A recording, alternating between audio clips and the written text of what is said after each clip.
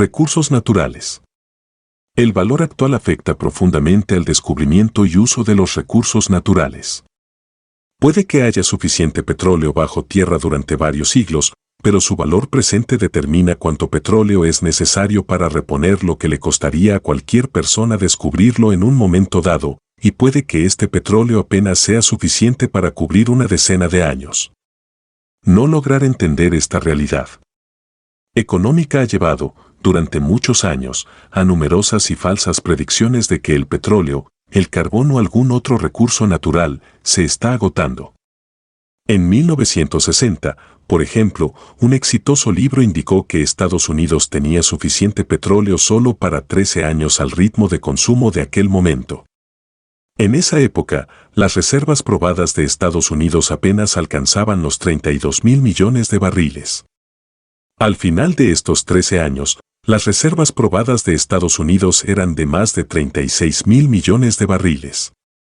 Pese a esto, las estadísticas originales y la aritmética en la que se basaban eran correctas. ¿Por qué Estados Unidos no se quedó sin petróleo en 1973? ¿Fue simple suerte que se descubriera más petróleo, o hubo otras razones económicas fundamentales? Así como la escasez y los excedentes no dependen simplemente de la cantidad física disponible de una cosa, ya sea relativa o absolutamente en relación con la población, también respecto a las reservas naturales conocidas no se trata simplemente de cuánto hay debajo de la tierra. Los precios también son cruciales para los recursos naturales. También lo son los valores actuales. La cantidad que se cree que existe de cualquier recurso natural depende de cuánto cuesta saberlo. La exploración petrolera, por ejemplo, es muy costosa. Esto incluye no solo los costes de exploración geológica, sino también los costes de perforación de pozos secos hasta, finalmente, encontrar petróleo. A medida que estos costes se acumulan al mismo tiempo que se descubre más y más petróleo, la creciente abundancia de las reservas conocidas de petróleo reduce su precio debido a la oferta y la demanda. Eventualmente, se llega a un punto en el que el coste por barril para encontrar más petróleo en un lugar dado y su procesamiento excede el valor presente por barril del petróleo que probablemente se encuentre allí. En ese punto, ya no produce ningún beneficio seguir explorando. Dependiendo de un número de circunstancias, la cantidad total de petróleo descubierto en un determinado momento puede que no sea mayor al suministro de 13 años que llevó a las nefastas predicciones de que el petróleo se nos acabaría. Pero, a medida que se vaya consumiendo el suministro actual de petróleo, los crecientes precios llevan a mayores inversiones en exploración. Como ejemplo de los tipos de costes en los que se puede incurrir, una importante operación de exploración en el Golfo de México gastó $80 millones en la exploración inicial y contratos y otros 120 millones en perforación exploratoria, simplemente para ver si había suficiente petróleo como para justificar seguir adelante. Luego se gastaron $530 millones en la construcción de plataformas de perforación, oleoductos y otra infraestructura, y, finalmente, $370 millones en la extracción de petróleo donde había reservas probadas. Esto hace un total de $1.100 millones. Imagínese que la tasa de interés hubiese sido el doble de alta sobre toda esta cantidad de dinero prestada por algún banco o por los inversionistas, haciendo el coste total de la exploración incluso más alto. O imagínese que las empresas petroleras tuviesen esta cantidad de dinero y pudieran ponerla en un banco para percibir el doble del interés habitual con seguridad. Hubiesen gastado la misma cantidad de dinero, como lo hicieron, en una inversión más arriesgada, como la búsqueda de petróleo. ¿Lo hubiese hecho usted? Probablemente no. Una tasa de interés más alta probablemente hubiese terminado en menos exploración petrolera y, por lo tanto, en menores reservas probadas de petróleo. Pero esto no quiere decir que hubiésemos estado más cerca de quedarnos sin petróleo que si la tasa de interés fuese más baja y las reservas probadas, en proporción, más altas. A medida que cada vez más reservas probadas son consumidas, el valor actual de cada barril de petróleo comienza a aumentar y una vez más, la exploración en búsqueda de más petróleo se vuelve rentable. Pero, en general, descubrir todo el petróleo que existe en la tierra o bajo el mar no produce beneficio alguno. De hecho, no genera ningún beneficio descubrir una pequeñísima fracción de ese petróleo. Lo que sí genera beneficios es publicar predicciones histéricas de que los recursos naturales se están acabando. No solo produce ventas de libros y ratings de televisión, sino que también genera poder político y notoriedad personal. Incluso el gigantesco uso de recursos energéticos en el siglo XX no redujo las reservas conocidas de recursos naturales necesarios para la generación de energía. Dado el enorme requerimiento de recursos energéticos creado históricamente por ciertas cosas como la construcción de redes de ferrocarriles, máquinas industriales y la electrificación de ciudades, se ha estimado que durante las 2 primeras décadas del siglo XX se utilizó más energía que en el resto de la historia conocida del ser humano. Además, el uso de energía continuó creciendo a lo largo del siglo, y aún así las reservas conocidas de petróleo aumentaron. A finales del siglo XX, las reservas conocidas de petróleo eran 10 veces más grandes de lo que habían sido a mediados del siglo XX. Los avances tecnológicos hicieron más eficiente el descubrimiento y la extracción de petróleo. En la década de 1970, apenas un sexto de los pozos que eran perforados en búsqueda de petróleo terminaba siendo productivos. En cambio, a principios del siglo XXI, 2/3 de estos pozos exploratorios producían petróleo. Las consideraciones económicas que se aplican al petróleo se aplican también a otros recursos naturales. Independientemente de cuánto hierro exista bajo la tierra, nunca será rentable buscar más cuando su valor actual por tonelada es menor al coste por tonelada de exploración y procesamiento. Sin embargo, pese al hecho de que el siglo XX conoció grandes expansiones en el uso del hierro y el acero, las reservas probadas de hierro aumentaron varias veces. También lo hicieron las reservas de cobre, aluminio y plomo, entre otros recursos naturales. Hacia 1945, las reservas conocidas de cobre eran de 100 millones de toneladas. Tras un cuarto de siglo de aumentos sin precedentes en el uso del cobre, las reservas conocidas de cobre se habían multiplicado por 3 y, en 1999, las reservas de cobre se habían duplicado una vez más. Las reservas conocidas de gas natural en Estados Unidos se incrementaron en 1/3, de 43 horas y 38 minutos a 58,73 billones de metros cúbicos, tan solo entre 2006 y 2008.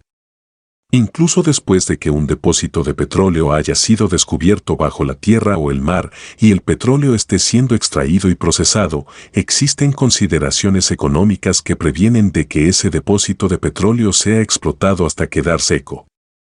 Como indicó la revista The Economist. Unas décadas atrás, la tasa de recuperación de petróleo de las reservas era del 20%, gracias a sorprendentes avances tecnológicos, esta tasa hoy en día alcanza el 35%.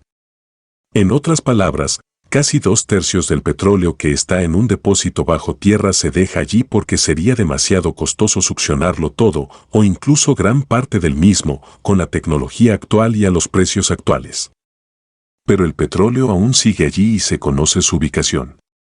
Cuando aquel que está disponible a los precios de extracción y procesamiento actuales efectivamente se esté agotando, entonces el próximo paso será comenzar a extraer y procesar petróleo que cuesta un poco más y, más adelante, aquel que cueste un poco más que ese, incluso. Pero, evidentemente, aún no hemos llegado al punto en que la mayoría del petróleo que ha sido descubierto esté bajo tierra o bajo el mar. A medida que la tecnología sigue avanzando, tasas más altas de producción de petróleo en pozos existentes se vuelven económicamente factibles. En 2007, The New York Times proporcionó un número de ejemplos como este. El pozo petrolero de Kern River, descubierto en 1899, fue reactivado cuando los ingenieros de Chevron comenzaron a inyectar vapor a alta presión allí para bombear más petróleo. El pozo, cuya producción había caído a 10.000 barriles por día en la década de 1970, ahora tenía una producción diaria de 85.000 barriles. Este tipo de consideraciones no están limitadas al petróleo.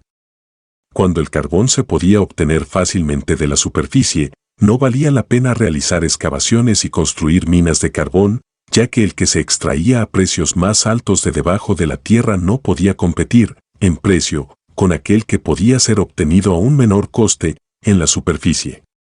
Solo después de que el carbón que estaba disponible al menor coste se agotó valió la pena comenzar a excavar en búsqueda de más. La diferencia entre el enfoque económico y el enfoque histérico frente al uso de los recursos naturales fue demostrada con una apuesta entre el economista Julian Simon y el ambientalista Paul Ehrlich.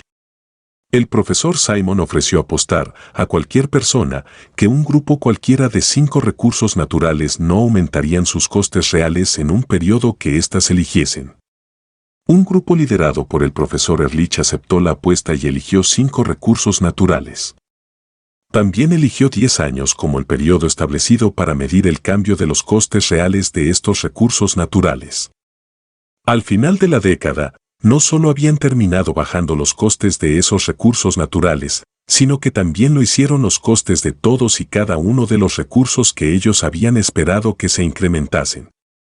Obviamente, si estos recursos hubiesen estado remotamente cerca de agotarse, sus costes se hubiesen incrementado, porque el valor actual de esos potencialmente escasos recursos hubiese aumentado. En un sentido absoluto, es evidente que la cantidad total de recursos naturales debe estar disminuyendo. Sin embargo, un recurso que se acabará siglos después de que se vuelva obsoleto, o 1000 años después de que el sol se enfríe, no es un problema práctico serio. Si efectivamente se nos fuese a acabar en un periodo de relevancia práctica, entonces el valor actual del recurso cuyo agotamiento está sobre nosotros automáticamente nos obligará a conservarlo sin necesidad de histeria pública o exhortación política. De la misma manera que los precios nos obligan a compartir recursos escasos y sus productos con los demás en un momento dado, el valor presente nos hace que compartamos esos recursos con generaciones futuras con el paso del tiempo, incluso sin darnos cuenta de que lo estamos haciendo. También es posible compartir políticamente, haciendo que el gobierno asuma el control de los recursos naturales, así como puede asumir el control de otros activos, o de hecho, toda la economía. La eficiencia del control político en relación con los impersonales controles de los precios en el mercado depende, en parte, de cuál es el método que representa las realidades subyacentes más adecuadamente. Como ya se indicó en capítulos anteriores, los controles de precios y la asignación directa de recursos por parte de instituciones políticas requieren mucho más conocimiento explícito por parte de un pequeño número de planificadores de lo que requiere una economía de mercado para que pueda ser coordinada por precios a los que responden millones de personas según el conocimiento de primera mano de sus propias circunstancias y preferencias y los relativamente pocos precios que cada individuo debe manejar. Los planificadores pueden hacer proyecciones falsas fácilmente, ya sea por ignorancia o por varios motivos políticos, como la búsqueda de más poder, la reelección u otros objetivos. Por ejemplo, en la década de 1970 se encomendó a los científicos del gobierno que estimasen el tamaño de las reservas de gas natural de Estados Unidos y cuánto tiempo durarían, considerando el ritmo de consumo de ese entonces. Su estimación era que Estados Unidos tenía suficiente gas natural como para los siguientes 1000 años. Mientras que algunos pueden considerar esto como buenas noticias, políticamente eran malas, ya que en aquel momento el presidente de Estados Unidos estaba tratando de suscitar apoyo popular para más programas gubernamentales con el objetivo de lidiar con la crisis energética. Esta estimación fue repudiada por la administración Carter y se inició un nuevo estudio, que llegó a resultados más políticamente aceptables.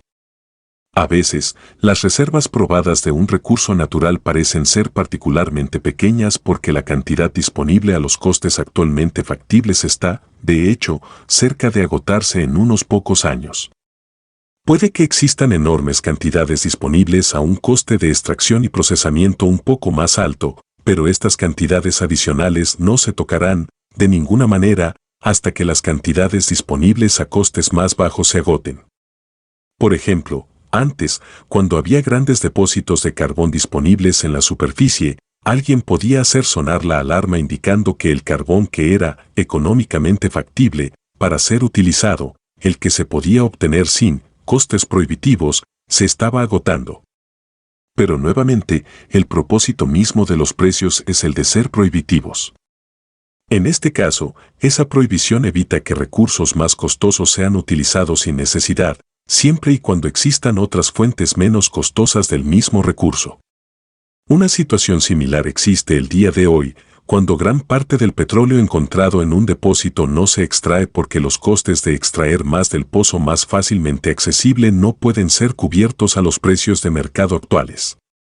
Durante la crisis del petróleo de 2005, cuando el precio de la gasolina en Estados Unidos se disparó al doble de lo que había sido menos de 2 años atrás, y las personas comenzaron a preocuparse de que el mundo se estaba quedando sin este recurso, The Wall Street Journal informó. La región de Athabasca en Alberta, Canadá, por ejemplo, en teoría podría producir entre unas 7 y 2,5 billones de barriles de petróleo en sus 140.000 kilómetros cuadrados de arenas bituminosas, que la convierten en la segunda reserva más grande detrás de las de Arabia Saudita. Las reservas de Athabasca aún están prácticamente vírgenes debido a que la extracción del petróleo de las arenas es cara y complicada. Hay que remover aproximadamente 2 toneladas de arena para extraer un barril de petróleo. Pero si los precios del petróleo se mantienen en los niveles actuales, de hecho, si los precios se mantienen por encima de los $30 por barril, como lo han hecho desde finales de 2003, procesar arenas bituminosas sería rentable. Actualmente existe una inversión y producción limitada en Athabasca. Si la tecnología nunca avanzara, entonces todos los recursos se volverían más costosos con el paso del tiempo, dado que los que son más fáciles de obtener y los depósitos que se pueden procesar más fácilmente son los que se consumirán primero, y los menos accesibles, o menos ricos, o los depósitos que son más difíciles de procesar son a los que se acude después. Sin embargo, con los avances tecnológicos, puede que efectivamente cueste menos adquirir recursos futuros cuando llegue el momento, como sucedió con los recursos sobre los que habían apostado Julian Simon y Paul Ehrlich. Por ejemplo, el coste promedio de encontrar un barril de petróleo cayó de $15 en 1977 a $5 en 1998. No debería causarnos sorpresa alguna saber que las reservas probadas de petróleo eran más grandes cuando el coste de saberlo cayó. El petróleo no es, de ninguna manera, el único recurso cuya disponibilidad está afectada por los precios. Lo mismo se puede decir de la producción de níquel, por ejemplo. Cuando su precio aumentó a principios del siglo XXI, The Wall Street Journal explicó: hace algunos años hubiese sido difícil encontrar un mejor ejemplo de un proyecto minero fracasado que Merin, una enorme operación de extracción de níquel destinada al fracaso en lo más profundo del desierto de Australia Occidental. Ahora, Merin es la favorita de los inversionistas. Las acciones de la empresa que la opera se triplicaron el año pasado, y algunos analistas consideran que puede haber aún más crecimiento. Este sorprendente repunte resalta un hecho central del actual boom de las materias primas, con precios así de altos, especialmente para el níquel, incluso los proyectos técnicamente complicados o con problemas crónicos lucen bien. El níquel es utilizado más comúnmente para la fabricación de acero inoxidable. Aunque las reservas de recursos naturales de una nación se discutan comúnmente en términos de cantidades físicas, los conceptos económicos de costes, precios y valores actuales deben ser considerados si se quiere llegar a conclusiones prácticas. Además de las innecesarias alarmas sobre el agotamiento de los recursos naturales, también ha habido afirmaciones injustificadamente optimistas de que un país tiene X miles de millones de dólares en riqueza natural, en hierro o depósitos de bauxita o algún otro recurso natural. Este tipo de afirmaciones significan muy poco si no se considera cuánto costaría extraer y procesar esos recursos, y esto es algo que varía mucho entre un lugar y otro. La extracción de petróleo de las arenas bituminosas de Canadá, por ejemplo, cuesta tanto que, hasta hace unos cuantos años, el petróleo allí ni siquiera era contado como parte de las reservas mundiales. Pero, cuando el precio del petróleo se disparó por encima de los $100 por barril, Canadá se convirtió en uno de los líderes mundiales en reservas. En cambio, cuando se vendía a $20 por barril, ni siquiera valía la pena pensar en las reservas de arenas bituminosas de Canadá.